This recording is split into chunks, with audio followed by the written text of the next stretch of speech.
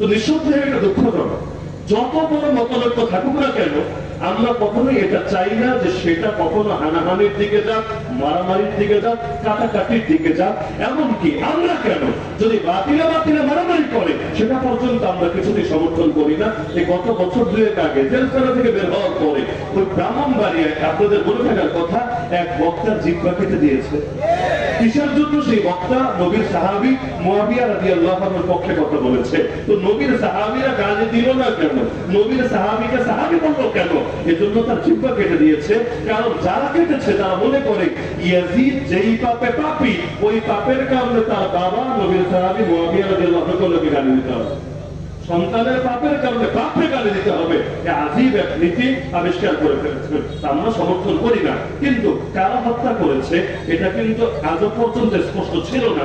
কিন্তু ওই ঘটনাকে কেন্দ্র করে এই গতকালের আগ পর্যন্ত হাজার হাজার মাহফিল, এলাকায় এলাকায় না, ফেসবুকে না, হাজার হাজার মাহফিলের প্যান্ডেলে সেই সুন্নি ঘটনার বহু বক্তা, আমি নাম নিয়ে পর্যন্ত বলতে পারবো, তো দ্বন্দ্ব বাড়াতে চাই না, তাই নামও মুখে আনবো না। এই মাহফিলের প্যান্ডেলে পর্যন্ত গালিগালাজ করেছে কাদেরকে জানেন? দুইটা দলকে।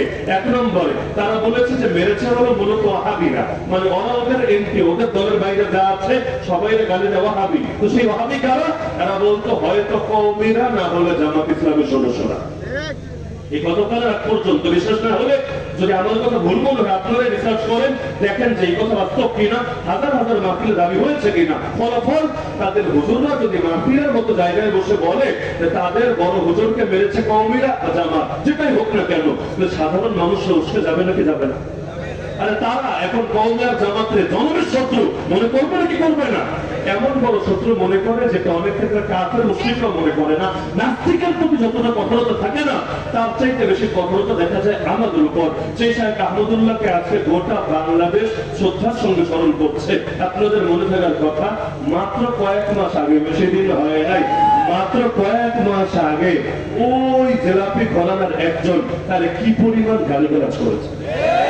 এমনকি এক হালদার, সেই নিজুম মজুমদার, এখন তো ইন্ডিয়ায় লুকিয়ে আছে, দেশে আর আসে না, ওই নিজুম মজুমদার পর্যন্ত কত গালি, হিসাব দেখাও, এই করো সেই করো, সবকিছু উল্টে ফেলেছে। একদিকে দালালি করতো নৌকা মার্কার, আরেকদিকে শুধু সেই মজুমদারও না, আমাদের কিছু হুজুর টাইপের লোক দালালি করতো নৌকা মার্কার, মাহফিলে বসে নৌকার গানও গাইতো। আরেকদিকে হুজুরদেরকে ফটানোর চেষ্টা করতো, আলেম ওলামার ভেতর দ্বন্দ্ব আর গিরিঙ্গে লাগিয়ে রাখার চেষ্টা করতো। তাদের উদ্দেশ্য কেমন যেন ছিল, এনজিও থাকবে খালি কাফেররা, এনজিও থাকবে খালি খ্রিস্টানরা, এনজিও থাকবে খালি সেকুলার আর নাস্তিকরা, আলেম ওলামার কোন এনজিও থাকার দরকার নেই। এনজিও শুনলেই তো এখন মাথায় একটা খারাপ চিন্তা আসে। অথচ বাংলাদেশে বর্তমান সময় আর সুন্নাহ ফাউন্ডেশনের চাইতে বড় এনজিও কে আছে? আল্লাহ তাআলা কবুলিয়ত দিয়ে দিয়েছেন, তো সময় পরিবর্তন হয়েছে। এই যে এত বছর পর্যন্ত গালিগালাজ করলো, হয়তো কওমি না হলে জামাত, সবগুলোরে ওই যারা যারা গালিটা দিয়েছে খুনি বানিয়ে ছেড়েছে। কান ধরে এনে বিচার করা দরকার না। কেন? কারণ যিনি মারা গিয়েছেন তার ছেলে গতকাল লিখেছে, আজকে লাইভে এসে বলেছে যে আসলে কওমির কেউ মারে নাই, জামাত ইসলামের কেউ মারে নাই, যারা মেরেছে তারা ঘরে এসে যেই দল ক্ষমতায় ছিল না ওই দলের পরিচয় দিয়েছে মারা। গতকাল নিজে বলেছে, বললো যে আপনারা বলতে পারেন এতকাল কেন বলি নাই, যে আমরা বলতে চেয়েছি, গোয়েন্দা সংস্থা আমাদেরকে সতর্ক করে দিয়েছে, খবরদার বললে কিন্তু আর রেহাই নাই।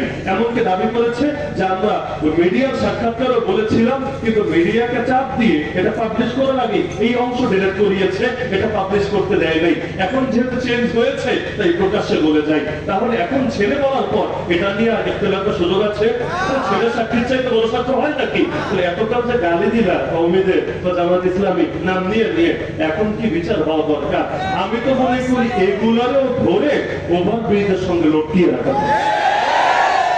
আল্লাহ রাসূল সাল্লাল্লাহু আলাইহি ওয়াসাল্লাম চেয়েছেন এটা, কিন্তু ভাগাভাগি না হয়, লক্ষ্য এক থাকে। হ্যাঁ, লক্ষ্য ঠিক রাখা লাগবে।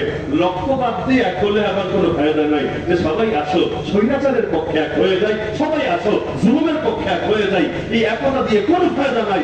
আমাদের একতা হবে ইসলামের জন্য, যে জান যেতে পারে কিন্তু আমার বুকের তাদের রক্ত জমিনে ছড়লেও, আমার বুকের রক্ত দিয়ে হলেও আল্লাহর জমিন, আল্লাহর দ্বীনের পতাকাকে সমুন্নত করতে হবে।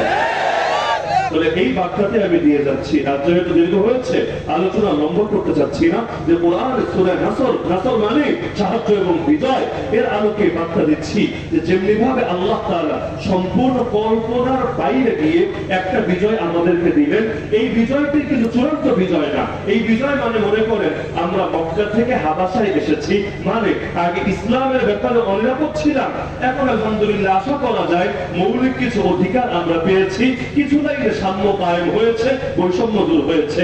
কিন্তু আল্লাহ প্রথম মুসলমানের চূড়ান্ত বিজয় সেদিন আসবে যেদিন আল্লাহর জমিনে আল্লাহর দ্বীন জিন্দা হবে।